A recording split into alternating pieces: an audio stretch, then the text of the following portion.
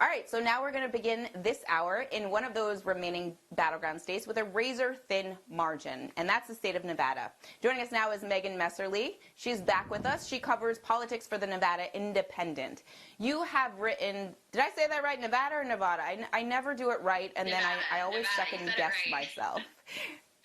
Okay, good. I didn't want to get, like, any mean tweets. Okay, you have written that the race in Nevada at this point is Biden's to lose. Obviously, Hillary won that state in 2016. What do you mean when you say that?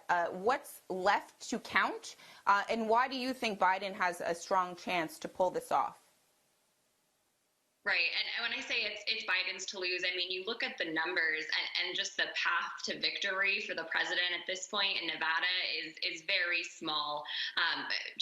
This morning, we got some more results in Nevada, only about 30,000 votes. It was not what Democrats were hoping for. They were hoping that more mail ballots would come in from Clark County, which is where Las Vegas is, the urban center. It leans left. The mail ballots that did come in from Clark County, about 14,000 of them, they went 2-1 for Joe Biden over Donald Trump. So they were hoping to see more of those ballots come in today. They did not. All the same, with those results, some rural results we got, and from Washoe County up north as well, Joe Biden was able to slightly expand his lead in Nevada. He's at about 0.9 of a percentage point now instead of 0.6 is where we were yesterday, about 11,000 votes. So still a very close race, but when you look at what's left to count in Nevada, there's about 190,000 ballots right now left to count. About 90% of that, about 174,000 votes are in Clark County.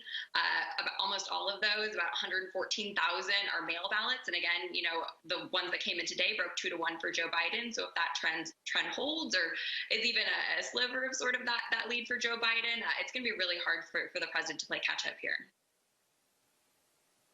Megan, you said in a recent article that your state is a forgotten battleground. I don't think anyone would say that today. All I see on social media is memes about Nevada and why can't you count quicker? Yeah, it's we've now, we're, I think, a TikTok sensation. There have been so many memes about why can't Nevada count faster. I think it's interesting to talk about the idea of a forgotten battleground, right? I think about 2016 and emphasis that was placed on Nevada, and you think about where we were headed into 2020, and I think there was this kind of perception, especially I think from a lot of Democrats outside of the state, looking at Nevada saying, hey, you have two U.S. senators who are Democrats, your governor's a Democrat, both chambers of your legislature are controlled by Democrats. Nevada's a blue state, but Nevada really isn't a blue state. It's a blue state because Democrats have this machine here that they've built up cycle after cycle, and the pandemic has really changed that. And so, in fact, we weren't included on a lot of lists of battlegrounds, or we were, down near the bottom. There was a lot more attention out west on Arizona this cycle than there was on Nevada, but obviously that is no longer the case. All eyes on Arizona, but certainly on Nevada as well now.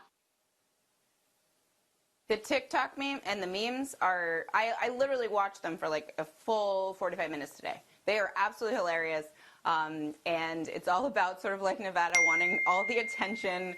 There are some funny Reno ones as well. Do you think there's going to be a recount? I mean, if the margin is so close, we've seen in other states, the Trump campaign triggering or at least requesting that there be a recount. Do you think that's likely in Nevada? Yeah, I mean, it's entirely possible. I think it'll come down to, how close the margin of victory is and whether the Trump campaign decides that it wants to go through that process. Here in Nevada, anyone can request, a candidate who's running can request a recount. So that's entirely open to them once that, final canvass is completed and it goes up to the Supreme Court. But it's going to depend on where we are at that point, right? What does the race look like nationally? Where are we going from here?